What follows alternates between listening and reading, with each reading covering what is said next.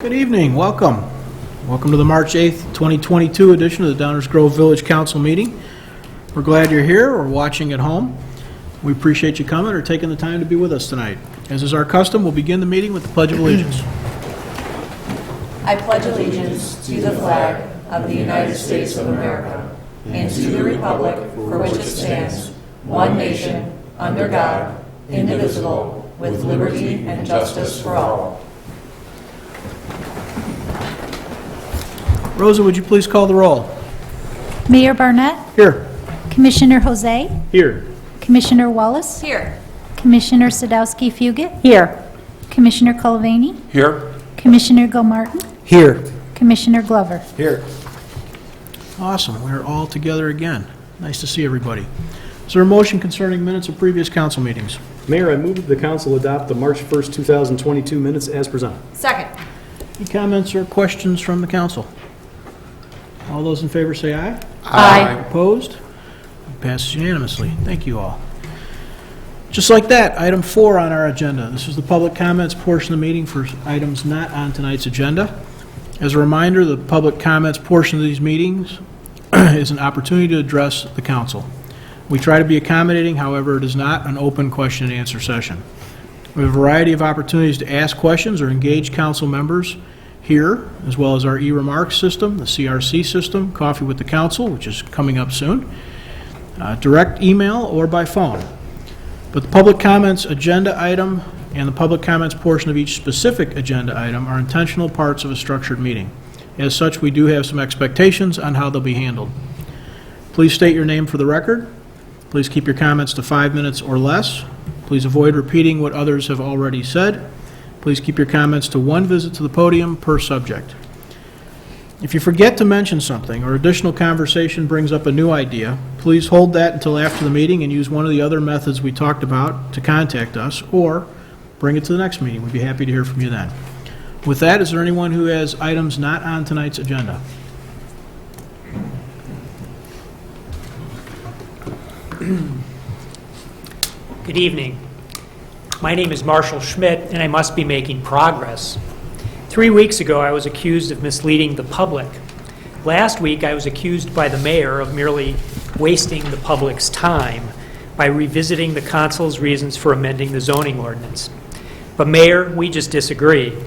I believe that it is critical to good government for the public to know whether the reasons commissioners give for making decisions are sound. Unfortunately, however, the way this council makes decisions, council members give their reasons for their decisions without any opportunity for the public to respond, except for these 5-minute vignettes. The mayor also threatened me with a loss of goodwill, but if the comments that have been made about me during the last 2 meetings reflects goodwill, what does ill will look like? In any event, on to this week's lesson regarding the zoning amendment. During the hearing on the amendment, one of the main reasons given for the amendment was that the language of the 2014 ordinance was designed to preserve all rights that existed for property owners at that time. This is simply false. Before the zoning ordinance was revised in 2014, the section corresponding to section 28.11.020B was 28.1203, non-conforming lots. It provided that an otherwise conforming lot that did not meet the lot width and lot area requirements could still be used for a permitted use as long as 1, the width and area were not less than 75% of those requirements in the ordinance, or 2, the lot width was not less than 50 feet and the lot area was not less than 7,500 square feet. Section D, which was added to correct a glitch in the 2000 zoning amendments, provided identical exceptions for improvements on lots that had been created by a lot split before May 16, 2006. Section B allowed non-conforming lots that did not meet the requirements of A to be used for permitted uses and improvements as long as the degree of non-conformity was not increased. Section C deemed all flag lots created before March 18, 2008 as non-conforming and imposed detailed requirements on flag lots. Notably, Section 28.1203, like the 2014 version of 28.11020B, said nothing about building across lot lines. Section 28.1203 had nothing to do with building across lot lines. The zoning reform in 2014 changed entirely how the zoning ordinance dealt with non-conforming lots. With one critical exception, the reform eliminated detailed width and depth requirements for building on non-conforming lots. Building was allowed with one exception. If contiguous non-conforming lots were owned by the same party, they had to be consolidated to get closer to the lot width and depth requirements. Thus, the zoning reform actually expanded property rights in certain respects, removing the lot width and area minimums, but in one critical respect, changed those rights to require consolidation under one clearly defined circumstance, ownership of contiguous lots. Contrary to what one member of the council said in support of the amendment, a former council member to whom I spoke, who did not want to get involved, who shall remain nameless as a result, said he remembered that one of the primary purposes of the amendment was to eliminate flag lots, which most on the council thought were problematic. Interestingly, although the 2014 ordinance maintained that existing flag lots created before March 18, 2008 remained legally non-conforming, flag lots were subject to the new consolidation requirement if improved. Thus, the amendment 3 weeks ago, which essentially eliminated the consolidation requirement, resurrected the ability to build new homes on flag lots as long as the improvements do not cross a lot line, which rarely happens on a flag lot. Wrap it up, Marshall, it's 5. In other words, the amendment frustrated one of the primary purposes of the reform. When confronted with whether the 2014 revision would discourage consolidation, which was desirable to reduce overbuilding and create more 75-foot lots from existing 60-foot lots and eliminate new building on flag lots, the council said that just the opposite was true. The non-conforming provisions do not create disincentives to consolidate lots. Lot consolidation will help property owners meet one of the goals of the ordinance, which is to eliminate or minimize non-conforming lots, including flag lots. Lot consolidations remain one of the best ways to eliminate non-conforming lots and to promote redevelopment on legal lots. I'm almost done. Accordingly, the notion that the 2014 ordinance was written to preserve the status quo with respect to building restrictions on existing lots and to require consolidation only when building across lot lines has no basis whatsoever in the history of the section. The reform was designed to provide more flexibility in protecting rights, but the council drew a clear line when it came to building on non-conforming lots that were co-owned. In that case, consolidation was required. The amendment passed 3 weeks ago eliminated the requirement, gutting the 75-foot requirement, resurrecting flag lots, and ignoring the clear intent of the council. I'm out of town next week, but in 2 weeks we will address the contention that the amendment was necessary because the village supposedly failed to enforce section 20.11.020B as written. Thank you very much. Anyone else have subjects not on tonight's agenda?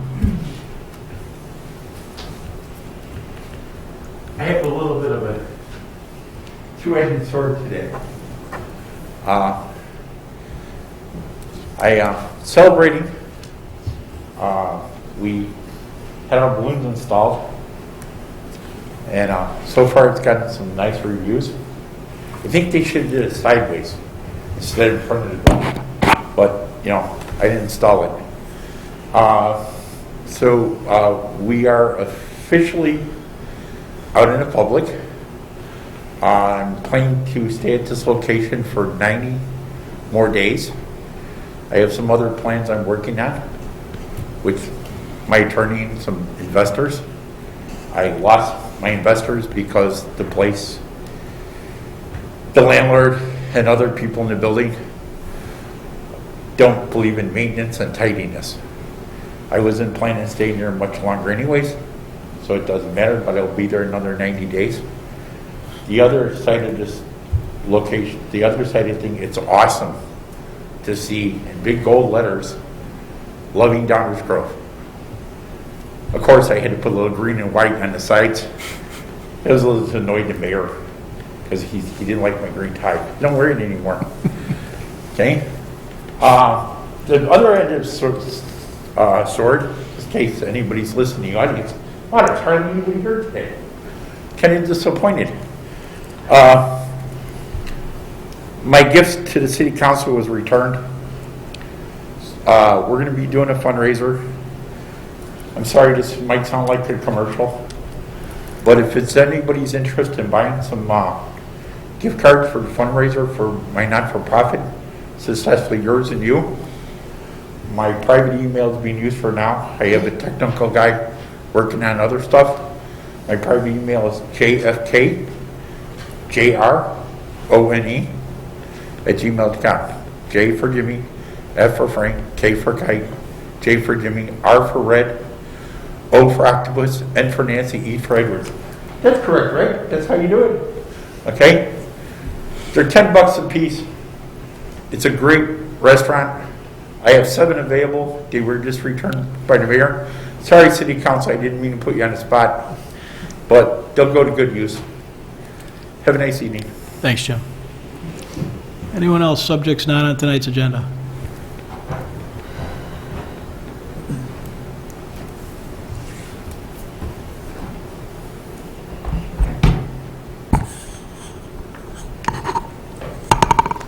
David Rose. In psychology, it's known as the Dunning-Kruger Effect, the capacity of people to behave as if they know much about something about which they know little. Comedians and late-night talk show hosts Jay Leno and Jimmy Kimmel made comedy sketches out of the idea. In Kimmel's case, for example, a person on the streets of Hollywood is asked to discuss what is portrayed to them as a serious question that is in fact nonsensical.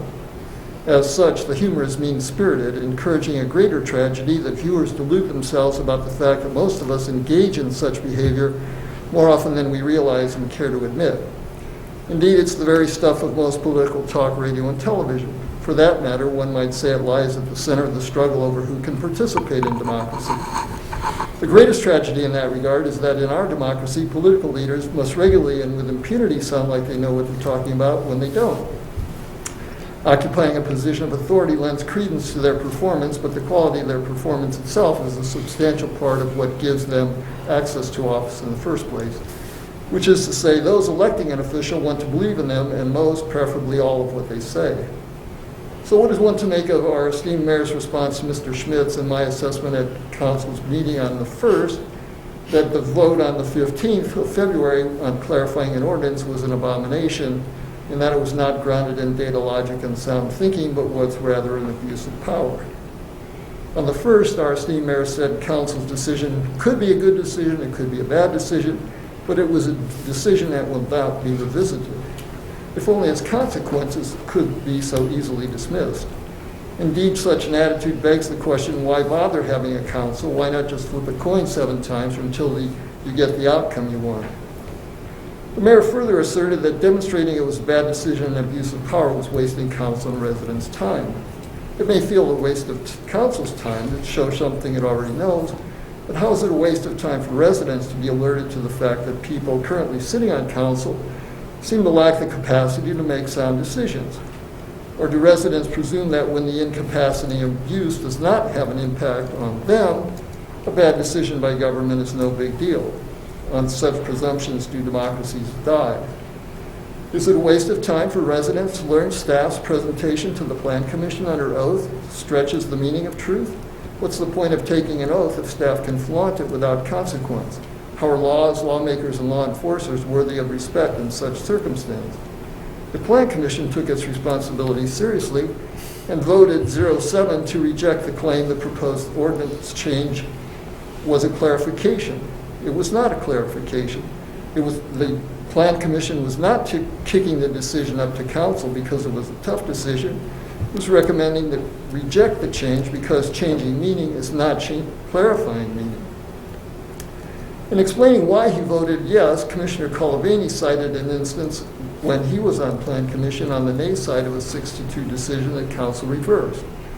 He cited this as an equivalent to council's reversal in February. My question, Which of the 0 affirming votes of the Plan Commission did he and other members find agreement with in making their unanimous yes vote? As Mr. Schmidt has pointed out, no one bothered to rebut his contention that a related ordinance was pertinent. How could you? Your remarks were prepared ahead of time prior to his observation. No, you plowed ahead and voted yes on something you claimed you didn't need to be voting on in the first place. Was the timing of the vote incidental to Longfellow? Not even Longfellow's new owner seems to believe that. It requested permits in late 21, only to withdraw the request around the time council became aware of residents questioning the language in the ordinance, allowing the new owner to build on 12 lots. Immediately after council changed the ordinance last month, the new owner's request for permits started flying again. I, for one, am looking forward to Mr. Schmidt's series of lessons showing by example how one makes a good decision based on data and logic. I applaud his refusal to be bullied by the mayor-in-waiting's inner Fauci, coming out to assert that Mr. Schmidt has done a disservice to the village. Council has failed to do its job on several fronts. Council may not want to be shown of what a travesty it has perpetrated, but one hopes residents do. Or is it a waste of their time because thanks to the Dunning-Kruger effects, residents don't want to be shown the original bad decision was theirs in their vote for council member? Or did residents feel, as council did with their yes votes on the ordinance, they didn't have much choice? If the latter, what is to be done? Anyone else have subjects not on tonight's agenda? Okay, seeing none, we will continue. As part of the mayor's report tonight, we have another action similar to last week as it relates to my role as liquor commissioner. The village has received an application for a Class O outdoor liquor license from Not Kind Of LLC, doing business as the Foxtail, located at 5237 Main Street. Pursuant to Section 3-12D of the Liquor Control Ordinance, a public hearing for the liquor license application may be waived. The application must be placed on file for a minimum of 2 weeks, subject to public comment prior to the issuance of a license. At this time, I'm placing the application on file in the village clerk's office. Barring any objection, once the 2-week waiting period has passed, a Class O outdoor license shall be issued to Not Kind Of LLC, doing business as the Foxtail, located at 5237 Main Street. Placed on file Tuesday, March 8th, 2022. Next up is our consent agenda. Is there a motion concerning the consent agenda? Mayor, I move that the council adopt the consent agenda as presented. Second. All those in favor say aye. Aye. Opposed? Carries unanimously. Item 7 on our agenda tonight is the active agenda portion of our meeting. This is where we take up subjects on which we have planned to take action. We have previously discussed these. We have several items on our active agenda tonight. Is there a motion concerning a vacation of right-of-way? Mayor, I move that the council adopt an ordinance vacating a certain portion of a public right-of-way in the village of Downers Grove, a 10-foot wide right-of-way located at 6,000 through 6,014 Fairview Avenue as presented. Second. Do we have any comments or questions from the audience on this item? Seeing none, council comments or questions? Okay, Rosa, please call the roll. Commissioner Jose? Aye. Commissioner Wallace? Aye. Commissioner Glover? Aye. Commissioner Gilmartin? Aye. Commissioner Colavani? Aye. Commissioner Sadowski-Fugit? Aye. Mayor Barnett? Aye, that motion passes unanimously. We have several likely motions concerning this same property. Is there a motion concerning rezoning? Mayor, I move that the council adopt an ordinance rezoning certain property located at 6,000 through 6,014 Fairview Avenue as presented. Second. Any audience questions or comments on this one? Council comments or questions? Rosa, please call the roll. Commissioner Jose? Aye. Commissioner Wallace? Aye. Commissioner Glover? Aye. Commissioner Gilmartin? Aye. Commissioner Colavani? Aye. Commissioner Sadowski-Fugit? Aye. Mayor Barnett? Aye, this too passes unanimously. Is there a motion concerning a plat of subdivision? Mayor, I move that the council adopt a resolution approving the final plat of subdivision for 6,000 through 6,014 Fairview Avenue as presented. Second. Last time on this item, anyone from the audience? Council comments or questions? Rosa, please call the roll. Commissioner Jose? Aye. Commissioner Wallace? Aye. Commissioner Glover? Aye. Commissioner Gilmartin? Aye. Commissioner Culvaney? Aye. Commissioner Sadowski-Fugit? Aye. Mayor Barnett? Aye, that too passes unanimously. Is there a motion concerning a special use? Mayor, I move that the council adopt an ordinance authorizing a special use for 1000 through 1010 75th Street to permit a personal vehicle repair and maintenance business as presented. Second. Any comments from the audience or questions from the audience? Council comments or questions? Rosa, please call the roll. Commissioner Jose? Aye. Commissioner Wallace? Aye. Commissioner Glover? Aye. Commissioner Gilmartin? Aye. Commissioner Culvaney? Aye. Commissioner Sadowski-Fugit? Aye. Mayor Barnett? Aye, that too passes unanimously. That ends our active agenda. The first reading portion of our meeting is where we either continue discussion or begin discussion, items we plan to not take any action on tonight. So with that, I'll pass it over to Manager Fieldman. Thank you, Mayor Barnett. Just one item on tonight's first reading agenda concerning the street resurfacing contract. Tonight it will be presented by Jim Tock. Jim is new to this podium, but he's certainly not new to this village. He's been a staff member in Public Works since 2007. And you may be familiar with his work because he has managed dozens of capital projects, including many high-profile stormwater projects that we all speak so highly of. So Jim was recently promoted to Assistant Director of Public Works in charge of all engineering. So Jim, I'll hand it over to you. Thanks, Dave. I wasn't expecting that. Good evening, council. This should be a quick presentation, my first one. This is for the 2022 street resurfacing contract. This contract is part of the village's roadway maintenance program. Other parts for this year include patching and crack sealing. Crack sealing was approved last week with consent. And patching will be brought to the council with a separate agenda. The resurfacing contract was bid earlier this year, and we received 5 bids. The low bidder was K5 Construction Company in the amount of $2,689,352.56. K5 has satisfactorily completed several resurfacing projects for the village, including the Finley and Dunham resurfacing contracts in 2017 and the 2018 street resurfacing contract. With that, staff is recommending approval of the contract. Thanks for being here, Jim. Welcome. Any questions from the council?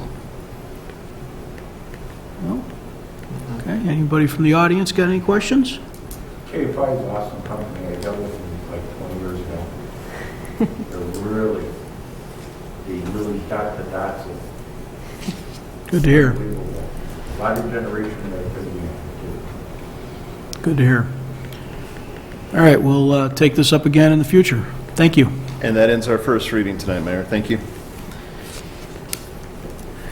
You want to do the manager's report next, or do we want to do that at the very end? Well, let's say that to the very end, if we could, Okay. Mayor. All right, item 9, council member reports. This is an opportunity for council members to report out on goings-on in the community, other entities or groups that they're connected to or working with. We'll start with Danny. No report, thank you, Mayor. Chris. No report, thank you, Mayor. Greg. No report. Thank you, Mayor. Rich. No report, thank you, Mayor. Leslie. I'm just going to get excitement up a little bit and stay tuned for news on Passport to Dining from the Grown Foundation. So we will have more information on that soon, but it will be happening again this year.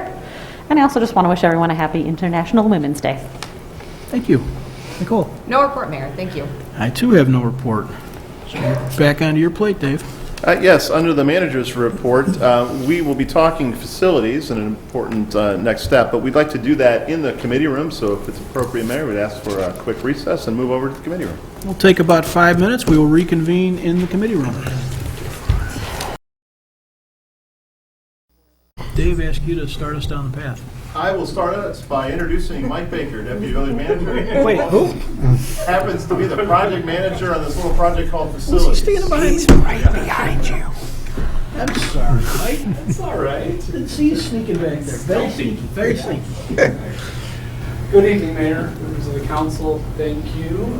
Dave, tonight we'll be providing an update on the Facility Replacement and Sustainability Plan, FRSP for short, and also providing an opportunity for council to consider a motion approving the schematic design plans. which were included in your packet, and approving the updated total project budget. I'll be working from the information on the whiteboard here, as well as the visuals on the screen as I go through my presentation. Before I go any further, let me introduce some folks we're working very closely with on this project. David Yandel from FGM Architects, Nicole McElroy from Leopardo Construction. Nicole and he's David. Thanks for that clarification. It's the glasses. That's all you remember. As a reminder, we have had some recent discussions over the past several months on this topic. As you'll recall, back in January, Council got a chance to review the exterior designs and provide some direction on how the building looks from the outside, and also provide direction on environmental attributes incorporated in the facility. Back in November, Council direction was provided on the overall project schedule, the preliminary budget and financial plan, preliminary site plan, and exterior elevation objectives, which ultimately translated into what you saw in January. Certainly a lot of work has been completed since that time, and that's what we'll be sharing with you for the rest of the presentation. For those who are not familiar with this project, just a couple of key questions that we like to include to let people know what it is we'll be constructing as part of this plan. It includes a new police station, new village hall, offices for our partners at District 58, their administrative offices, and the site, a portion of the site will be sold ultimately to an apartment developer for construction of a new apartment building. All of this construction activity will take place on this site, on the Civic Center property that is village owned. We're scheduled to begin construction in August of this year and have that work continue for a little over 2 years through the end of 2024. We have a current total project budget of $55 million, and that's something I'll talk a little bit more about with some updated information that we have. And the village has a plan to pay for the project that includes cash on hand and issuance of bonds. That plan does not call for any increase in property taxes to pay for the project. I won't go through the schedule in detail, but as you can see, here we are right now on March 8th. A couple of procedural steps have already been taken over the last several months, and there's still quite a bit to come as we progress through the design phase and approvals, the public hearing that will take place at the Plan Commission, a neighborhood meeting later this month. Council will then have an opportunity as we get into the summer months to see more detailed designs and ultimately approve the guaranteed maximum price, which gets attached to the original construction management contract and represents the full contract, including the final cost estimate, and establishes the final price and budget for the project. So a lot more opportunities for council consideration of this project, but this is certainly a good check-in and opportunity to get some further direction from the council as we proceed. So with that, I thought what I would do is highlight a couple of the key points that appeared in the staff report, and then I'll also walk through the schematic design visuals on the screen that accompany these. As I said, we have a current total project budget of $55 million. Based on updated cost estimate information that we received from Leopardo Construction just in the past a week ago, we are showing an updated cost estimate of $56 million. So it has increased. The staff report identifies some cost drivers that include increase in the size of the facility. You'll see that where that appears, where we're now showing 2 separate lobby spaces. There was an increase in construction costs that exceeded the escalation assumptions that we built into the original cost estimate.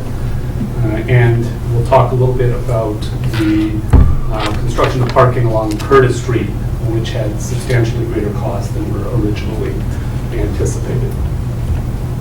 Let's goes to the staff report here to the site plan visuals. So this is a plan that you've seen fairly often. it hasn't changed substantially. There's been some refinement as the building detail has taken further shape, and some of the landscaping elements are now reflected in greater detail on this plan. But this reflects the original site plan. As you can see, it includes the parking along Curtis Street. Just to make sure everyone's properly oriented, we've got Washington Street up here, the railroad crossing to the north of the site. Here's the existing Village Hall building. The existing police station is right there. Those buildings will remain up and operational during construction while the new facility on the western portion of the site is constructed. So in addition to the original site plan, we included an alternate site plan that shows what would happen if the Curtis Street parking were removed. So if you pay attention to that area of the site plan visual, we went too far. You can see here the parking is removed. The sidewalk continues with a little bit of green space on either side. If we were to construct the sidewalk, the parking, to try to accommodate more parking here along Curtis Street, you have a sidewalk that essentially separates parking in the site itself with the on-street Curtis parking. The updated cost estimates that we received put the cost of construction of that parking at $1 million, approximately $1 million. So we identified that as an opportunity that would allow us to keep the project essentially on budget, staying with the original project budget of $55 million if the Curtis Street parking were removed. So we wanted to make that option available to council. As we considered other potential options for council to consider, we've had discussion of the environmental attributes, and as you'll recall, the original project estimate, $55 million, included $2.6 million of environmental enhancements beyond what the code would require. Council at the meeting back in January asked us if there were opportunities to consider further enhancements, to look for ways to do that. And so it is possible to include an additional $2.5 million of environmental enhancements into the project. We also have identified an opportunity that would allow for exploration of the burial of overhead utilities. These are utility lines that run along the railroad tracks on the north side of the site. We could explore burial of those overhead utilities at a preliminary estimated cost of about $1.5 million. So the addition of those two would add about $4 million to the total project cost. We are in a unique position where we have funding available in the general fund due to strong revenue performance as we concluded the fiscal year to cover those additional costs. So this general fund unanticipated revenue of about $4 million will allow us to cover the costs for the additional environmental enhancements as well as the overhead utility burial. You can see it summarized in this table right here. So if these adjustments were accepted, the $56 million total project cost would be reduced by $1 million and then increased by $2.5 and $1.5 million to get to an adjusted total project cost of $59 million that would allow us to pursue additional environmental enhancements and to explore the overhead utility burial. So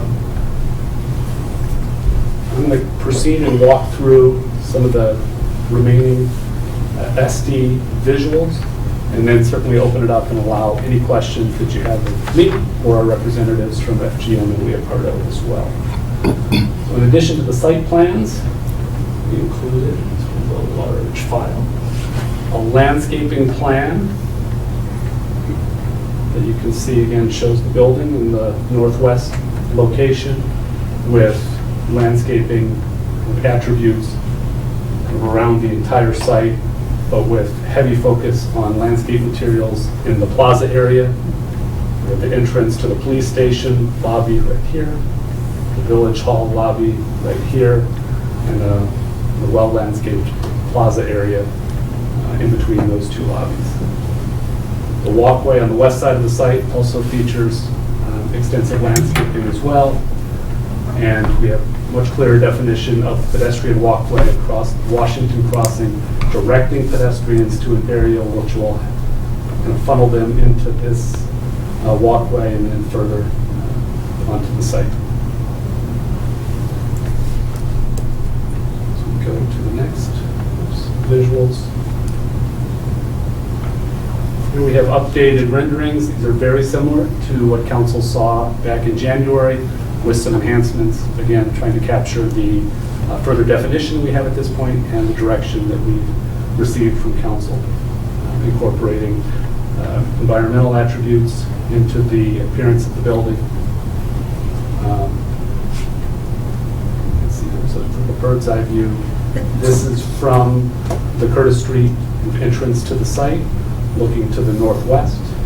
You see those entrances to the Village Hall, District 58 offices, and the lobby space, and the police station lobby on that side of the building.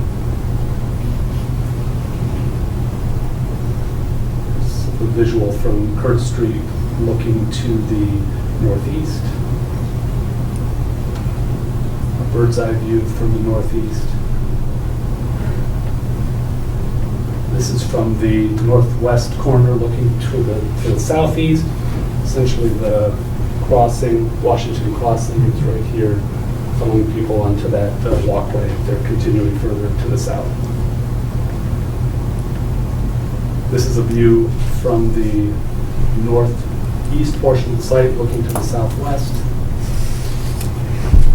And some additional information that we provided included the floor plans in the schematic design package that show the location of the primary functions and departments. The police represented in blue, the Village Hall functions in orange. This is the first floor. Again, those lobby entrances here, Village Hall and District 58, police lobby on that side. The brighter yellow spaces are the public areas, including council chambers and the main lobby. And the cream-colored spaces are the building support and shared staff spaces within the building. So this is the ground floor. The second, go back for a second. The second floor provides lobby access that will allow customers to get to the District 58 office space area and the Village Hall administrative departments on the west side of the building. Police functions, including administration and investigations, and then space for break room, meeting rooms, and other building support spaces. And then finally, in the basement, we have space for police locker rooms, the range, and some spaces that provide fitness in the mat room, training room for police and other functions within the building for employees to access. So a very high-level explanation of the SD package materials. But again, with the assistance of David and Nicole, I'd be happy to answer any questions you might have. Thanks, Mike. Kind of cool to see some actual drawing. So, obviously, anybody that's got any particular questions, we need to get those answered. We also need to talk about what kind of direction we think we want to head down as it relates to some budget adjustments. So is there anyone who wants to sort of start the discussion? Greg, go ahead. Thank you, Mayor. Mike, just a quick question to start anyway. The photovoltaic panels that would go on the carports in the parking lot, where do those carports appear on the renders? So the site plan, we envision the carports would be located in the secure police area, and in addition to providing a space for the additional photovoltaics, it would also provide covering for additional squad cars and police vehicles that are not parked inside the indoor garage area. Got it. Thank you. Right. Yes, it was programmatically, that made a lot of sense. Police department having the ability to kind of back in their squad cars, kind of like a double-loaded alley. Thank you. into like a double-loaded alley that would have coverage, and then give them kind of a straight line into the back door to the police department. Thank you for that. As far as the items that we've got here on the key points, I'm in support of all of them. I like the idea of removing the parking if we feel like we can replace it elsewhere. And Mike, I don't know if you could show some of the detail on why we think we can remove it, because I know downtown parking is always an issue. And I think walking folks through some of that detail will be helpful to say why we can absorb the loss of those spaces on Curtis Street. So we took a look at did some analysis of the parking system, particularly the usage of the commuter lots throughout the downtown area. The lot in question, where the building will be located, parking lot L, currently has 86 spaces. As we've looked at usage over the past 2 months, the average daily usage is 18 spaces per day being occupied by a vehicle. We also looked at all of the other quarterly permit commuter lots in the downtown area. And of all of those lots, we found that there was occupancy, available spaces of just under 200 on a daily basis over the months of January and February. So we believe the system certainly has the capacity to absorb those commuters as we implement this plan. Excellent, thank you. As far as the remaining pieces of it, I think the additional environmental attributes are great things that we could add to this building. Obviously we're making certain gains simply by replacing an old, outdated building with something new. And I think the package that we've already got included in the $55 million estimate is great. And I think the enhancements that we can get with the additional $2.5 million are just fantastic. We have an opportunity to really showcase how our village is sustainable and takes care of the environment. And I think we should take that opportunity. As far as the utility burial, I'm all in favor of exploring that. I think it adds to the aesthetics as well as, I would think, enhancing at least a little bit the safety of the area as well. I think it's the right thing to do all the way around. So we save a little bit of money on removing the parking and spend a little bit more for what I think are great additions to what will be, I think, a fantastic building. Thank you, Mayor.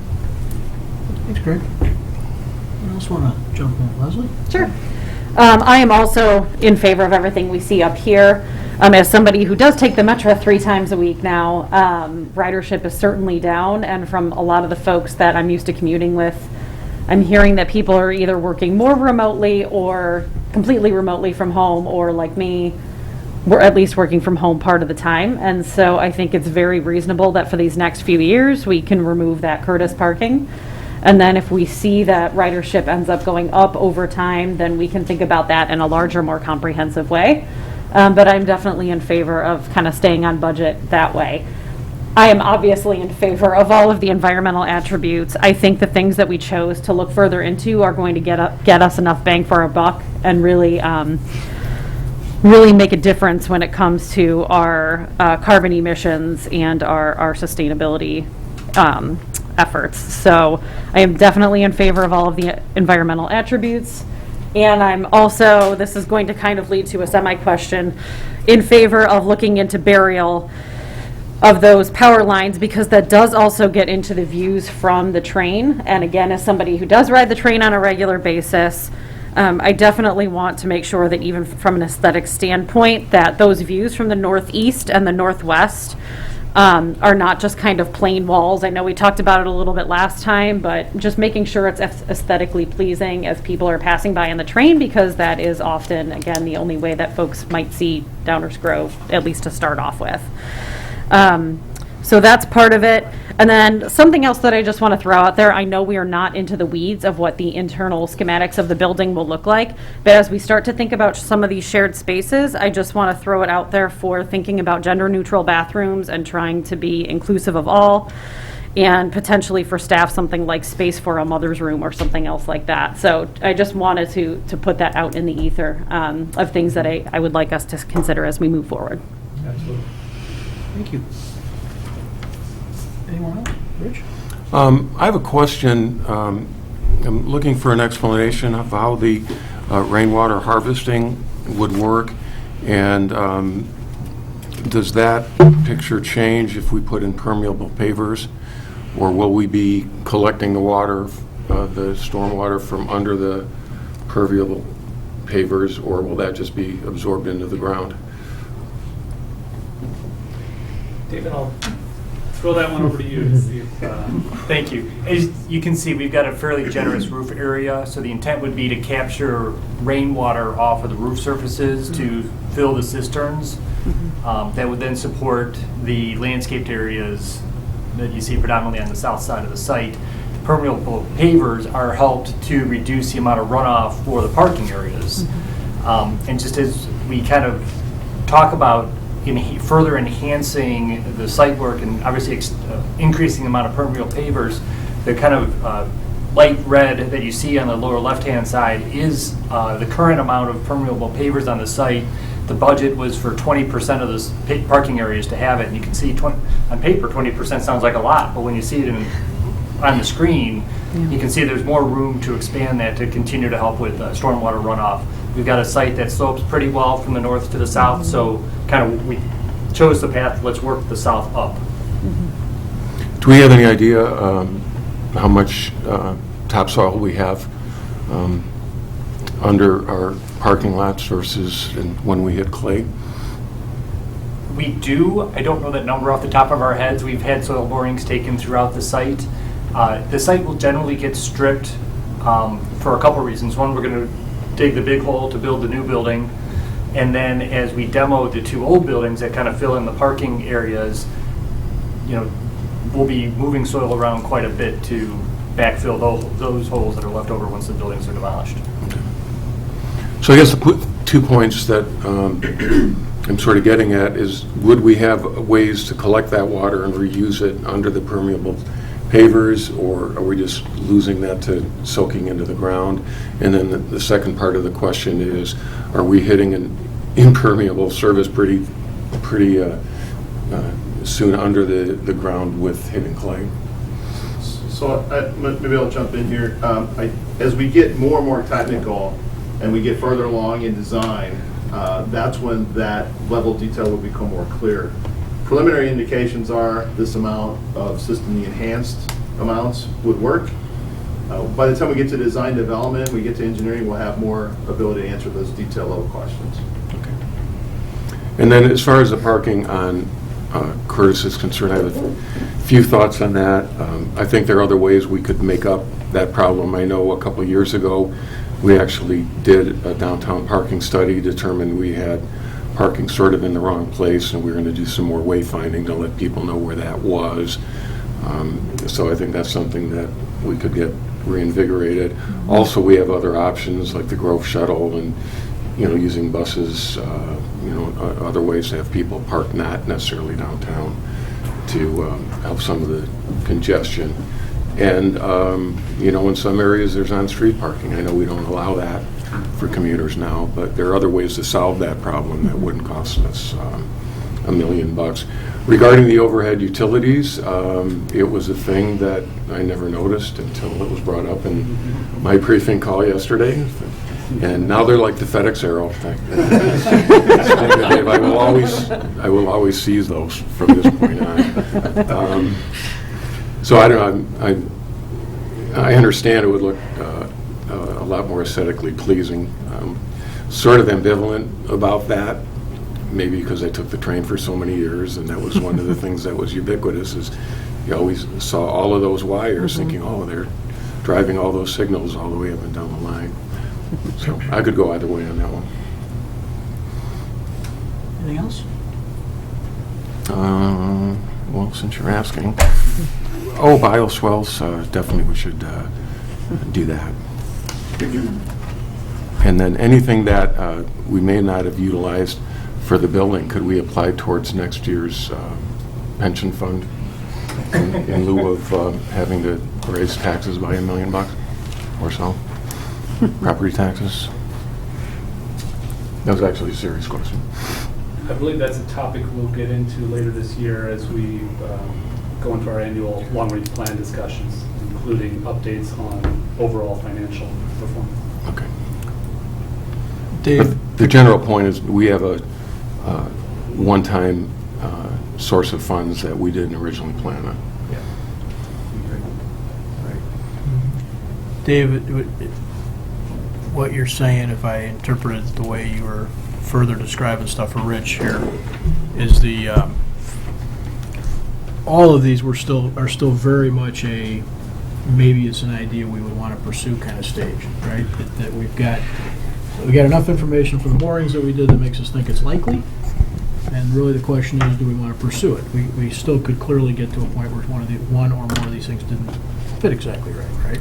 Yes, all indications so far at this stage is that these environmental attributes will work. When we get into design development, we may find, believe it or not, that maybe there's not enough rainwater to make all of them work. Those kind of things. We'll get to that level of detail. We'll be able to answer Commissioner Colvani's question. On the broader direction here tonight, we're looking for direction and a motion on schematic design. In a handful of weeks, we'll be back with design development, and we'll have even more detail. At that point, if the numbers aren't to the council's liking, or the trade-offs, or the design features, we can actually undo some of these decisions here tonight. So if the council were to vote to explore the overhead utility burial and continue with the additional attributes, it would be just that. We'll give you more information in several weeks, and then you can make a final decision at that time. If you tell us here tonight to not do those things, then we obviously won't pursue them. Could you flip over to the northeast view? The one From the northeast.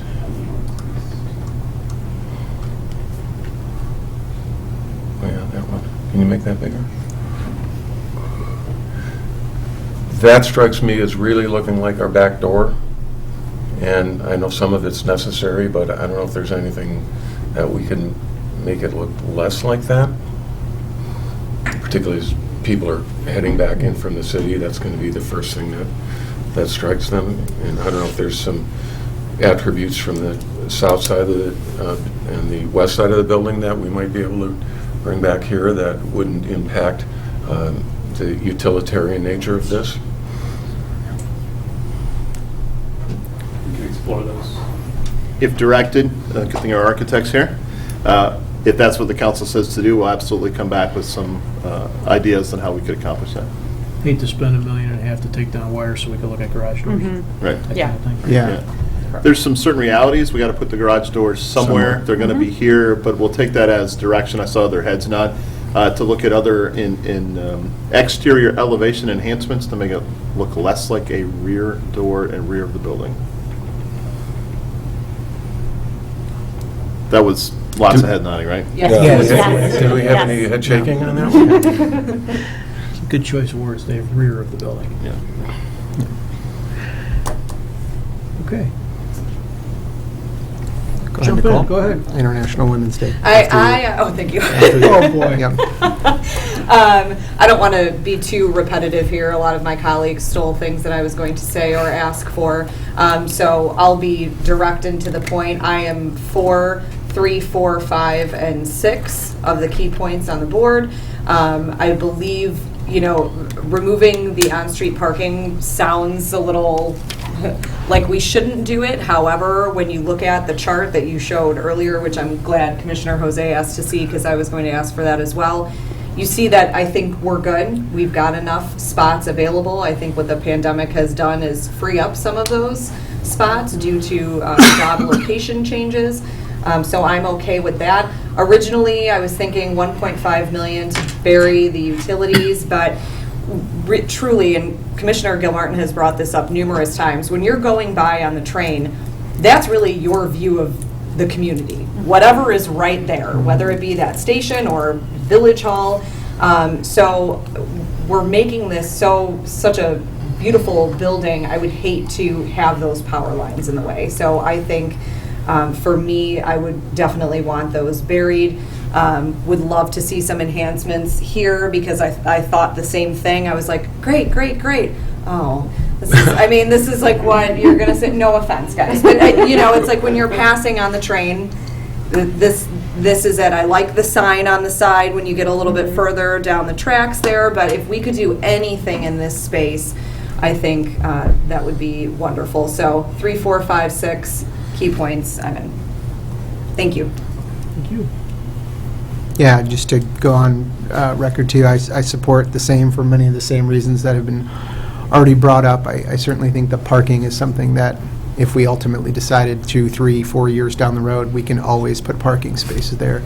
I guess I was maybe thinking like, you know, how much are we spending on just making it into the sidewalk and how much are we losing? But I think it's going to be negligible compared to what we'd have to do to make it parking, and the analysis seems pretty straightforward. I don't think personally that we're going to all be home forever, but I do think that's something we can wait on. And I too had obviously similar comments to this, and like what could we even do with those garage doors? I know that they probably have to be a certain grade, but there's all kinds of treatments and things like that. So, but I don't think I have anything else to add new that hasn't been mentioned, and I support all of the recommendations that are here. Thank you, Mayor. Danny? Just, I'm definitely also in favor of 3, 4, and 6.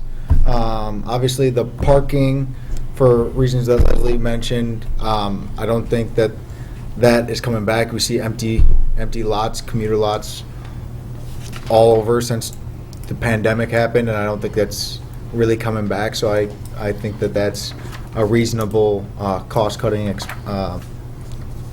measure that we can do to eliminate those.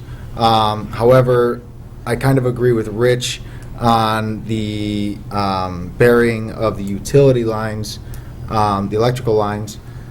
I just feel like 1.5 could be allocated elsewhere possibly.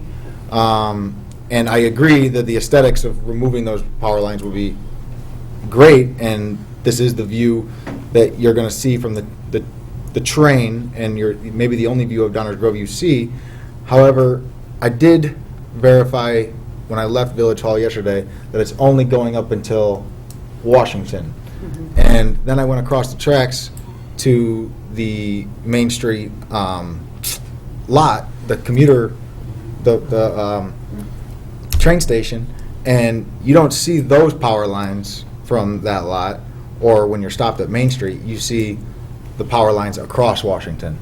So you're still going to see power lines regardless if we remove those, we bury those ones or not. So unless we can bury them all, I think it's buried cost. Well done. Okay, anything else? That's it. All right. On the couple of subjects here that maybe aren't entirely all in, on the power line thing, at this stage, I'd like to have those further defined. I don't know, are they $1.5 million? Are they 3? Are they really $500,000? I think we ought to at least, at this stage, continue to pursue to get the details on that. I think there is a risk that we've got a lot of power lines in a lot of places. And so there is a certain amount of, I think Danny's point is kind of spot on. If it's not, if we get to the end, we still may have some additional escalation, right, from a variety of things, from building costs to design changes along the way. So if we got to the end and this was it, I'd probably shrug and say, yeah. But let's know what it really is and decide, because it may be, it's not very high priority to me. So, Is that something that we could wait until, like that we could wait on, or No, would that go in the process? Given the time it takes to design and work with ComEd to come up with the right number and what it would actually look like and how it would integrate with construction activities, we should start looking now. Okay. But telling us to look into it now does not obligate us. Right. Yeah. And what I've heard tonight is it's sort of a package deal on the north elevation, that there's an element of the utilities and there's an element of the building design, and perhaps we should be looking at this in concert, in context of this $1.5 million, and we can probably give you a couple options when we get to design development. Great. yeah, the real driver that everybody's agreeing on is that's our front door to an awful lot of people. Yeah. Right? And so I want to be more, try and improve that. On the additional environmental attributes, I'm in the same position. I want to continue to pursue that. I think those, to me, are a little bit like you know, not everything you do, some things you do because you think they're just the right thing to do. And they're not always pure ROI driven. If we look around the room and we look at what cars we drive, what houses we drive, what shoes we've all got on, there's some balance of value there. And for me, a big part of the value is trying to do what we think is the right thing and set an example. We're spending 50 to 60 million public dollars, and we ought to do that in what we think is the very best practice, even if maybe it isn't the lowest rent thing in the moment. So that's my mindset on that. I've got a little. All of my colleagues have seen some words from me concerning some naming issues, which I want to get. I'm actually going to read through this evening, but I don't want to commandeer the dialogue. So before I get into that, are there anybody else got anything they want to add, or additional questions they have, or clarifications on these directional things? Mayor, did you want the motion before you start in on the naming issue? Probably a good idea. I would suggest that we work from the agenda materials here with the motion, approve schematic design plans, and approve the updated total project budget and financial plan. So just to make sure that we're clear, that would be a $59 million budget with direction to explore, to remove the on-street parking, to add in the extra environmental attributes of $2.5 million, explore the overhead utility burial, explore changes to the north exterior elevation. So if that were the motion, that would... Everybody nodding. Yes. Yeah. Such a motion? That is my motion, Mayor. Second. Wow. Any further comments or questions on it? All those in favor say aye. Aye. Opposed? Clear direction for the next steps. Yes, thank you. Okay. I'll probably wrap things up here, but I don't want to do that before anybody else wants to jump in. Does anybody got anything they want to add? All right. Well, then, if you'd bear with me, some of you have heard some of this, but I've got two issues that I think warrant an opportunity for me to say a few things and for some head nods, hopefully, from the group for this evening, specific to our facilities. So I want to take a moment tonight to raise these two subjects. As we continue to make progress on our facilities project, various decisions have to be made, some sooner rather than later, as they can affect the design process. Part of the process we don't want to delay. Specifically this evening, I'm hoping there's support from my colleagues on two subjects: naming of council chambers and a design premise and naming for the exterior entry area plaza. Based on where we are in the process, this evening seemed like an appropriate time to bring these to the forefront. I've talked about these in writing and briefly verbally with each of you, but I thought it ought to be part of the record tonight. So the first concerns council chambers. I'd like to name council chambers in honor of the late Mayor Betty Cheever. Betty passed in January of 2021 and left a record of service and commitment to the community that should serve as a model for us all. Having been to business school, worked in law offices in Chicago, the State Department in D.C., and Argonne National Lab here in DuPage, in 1983 she was the first woman elected to serve as the mayor of Downers Grove. Betty was subsequently elected to 3 more terms, serving as mayor for a tenure of 16 years. During this time of growth and change within the village, she was ever mindful of the community's desire to maintain a balance between tradition and the necessity for progress. In 1985, Mayor Cheever described her approach to public service as, you have to listen very carefully to what people say, then approach the problems by saying, how can you do what they want? And then if you can't do what they want, you have to have a process to resolve the situation in a way that people feel they're getting a fair shake. Betty also said her goals were to ensure openness of government and work on problems methodically. Listening, methodical approaches, a fair shake. It's sound guidance for all leaders of our community now and in the future as well. Although she was first elected mayor in 1983, her appreciation for the value and importance of resident input were honed by a long-standing commitment to civic life. In 1975, prior to serving as mayor, Betty Cheever was elected the first woman to serve as village commissioner, having served on the Plan Commission for 8 years prior. From Plan Commission through council member to mayor, Betty served our community for 32 years. Throughout her capacity, she participated in a variety of activities for the betterment of the community, including service on the Board of Police and Fire Commissioners, the forum to address cultural activities, total community development, and she chaired the Heritage Festival. But Betty's service went beyond Downers Grove as well. Betty served on the DuPage Water Commission and served as president of the DuPage Mayors and Managers Conference. Additionally, she served as president of the Downers Grove Woodridge League of Women Voters from 69 to 73, and she was a member of the board, the Illinois League of Women Voters from 74 to 77. Betty was a tireless voting rights advocate, proponent of citizen involvement and community service, and would go on to continue registering voters well into retirement. I met Betty around 2000, and I'm forever grateful for her counsel and encouragement. Betty was one of the most even-keeled folks I've ever encountered in politics, and her no-nonsense honesty and candor were refreshing and inspiring. During Betty's tenure as mayor, the village moved to Lake Michigan Water, partnered on the establishment of Lyman Woods, conducted the TCD planning processes, and established our downtown TIF. Frankly, much of what we hold dear to our village today is a function of the more than 3 decades of stewardship and leadership Betty gave to Downers Grove. She was, in every sense, a servant leader. So I'd like to name our new Chambers area Betty Cheever Chambers. The second item concerns Village Hall's entry plaza. I'd like to name that plaza to the entry of Village Hall in memory of Israel Blackburn. Israel Blackburn was born into slavery in Kentucky around 1818, ultimately freed by Lincoln's Emancipation Proclamation. However, it was not that straightforward for our brothers kept as slaves. In 1864, Israel was no longer a young man, no longer able to do the hard work of a plantation, and giving him to the United States government in 1864 to enlist in the Union Army was profitable for plantation owner John Bowman. Section 24 of the Slave Compensation Act of 1864 entitled Loyal Slave Owners in Border States where slavery was still legal after the Emancipation Proclamation to be compensated for the loss if they enlisted. Process that for a minute. Giving a human being to the government for military service was profitable by law. Israel served in the Civil War and was a member of the 124th United States Colored Infantry, where he achieved the rank of First Sergeant in the Union Army.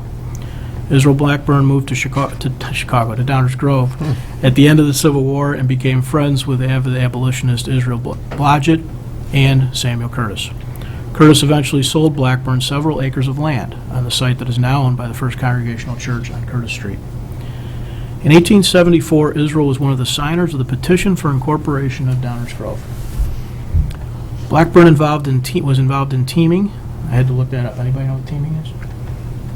Mm-mm. Using multiple horses to ferry goods, typically from a railroad or a dock, to a purveyor or seller. Think about that in Downers Grove in the late 1800s. He also became an active member of the Napier Post of the Grand Army of the Republic in Downers Grove and participated in many Decoration Day parades to honor the graves of Civil War soldiers buried here. They say Israel was a tall man, at least for the times, 6'2", as tall as Fieldman. His neighbors referred to him as Uncle Larry. He was esteemed by many and always noticed when he walked around the village. But what about noticing? It's also been said that the children who followed him around could clearly see the lash marks on his back from former slave days. While his youngest child was named Lincoln, quite possibly in honor of the late president, 2 of Blackburn's sons, Malcolm and Israel, joined Israel in being buried in the Main Street Cemetery. Israel Blackburn, born a slave, served this country in repudiation of slavery, and then became a successful landowner and raised 5 children, largely in Downers Grove. In support of the civil rights proclamations we've made, I want to make a concrete and permanent statement that civil rights is our first calling as a village government. Plazas and public squares across the country and the world are often a gathering place for public voice and debate, for celebration and demands for change, and as future generations approach their government here, I'd like them to walk through a physical reminder of what we think is important. I'd like to ask the design team to incorporate the history of Israel Blackburn and his life's journey from slave to landowner into the design of our shared public space, and I'd like to name the plaza Blackburn Civil Rights Plaza. So I bring these 2 topics up this evening, and what I'm hopeful is that my colleagues will all nod their heads in support of these, but importantly, if that's the case, I wanted the design team to hear it, know it, and have an opportunity to incorporate it. So thank you for the indulgence this evening. If you feel like that's good stuff, nod your head. Dave will take notes, and certainly I'm happy to talk about any of this either here or later at any time. But this building is an important part of our community way beyond anybody sitting at this table. So it's an opportunity for us to do a lot of things, whether it's set a standard for environmental attributes or deliver a message to what we think is important. So, thank you all. I have that as direction, all heads nodding on that one as well, correct? I'll say out loud, that's good stuff. Yeah. Makes me really proud to be a part of this team. And so let's take a minute to acknowledge the team that's working on this. Our team is led by our project manager, Mike Baker. We are the folks, David Yandel and his team at FGMA, Nicole McElroy at Leopardo, Lee McMillan at Leopardo, Brian Mead at FGMA, and all sorts of staff members who are really stepping up, particularly folks in community development and public works and legal, who just do so much work, and Mike makes it look so easy because his presentation skills are top-notch. So just a big thank you to all the team that's gotten us to this point. Well done, everybody on that team. Thank you, everyone. Also the handwriting. I know the handwriting just puts us all in shame. Just blows my mind. I have one other specific question. Rich, Were please. the gateway signs included in this? So The village? we don't have particulars on signage yet, but we did talk about that in today's staff level meeting, and I think by the time it hits Plan Commission, we'll have some information to share. Okay. And by the time we get to design development, we'll have a lot of detail to share. Thank you. Just a question of clarity, are you speaking of the gateway signs specific to the building or all around town? Around town, I was Yeah. asking, too. Yeah, that's great. That's great. Little branding exercise. Yeah, I'm a little familiar. Everywhere you else? come into town, it'll be a preview of this building, so, Yeah. advertising. Anyone else got anything for the evening? All right, is there a motion to adjourn? So moved. Second. All those in favor say aye. Aye. Opposed? We are adjourned. Thank you all.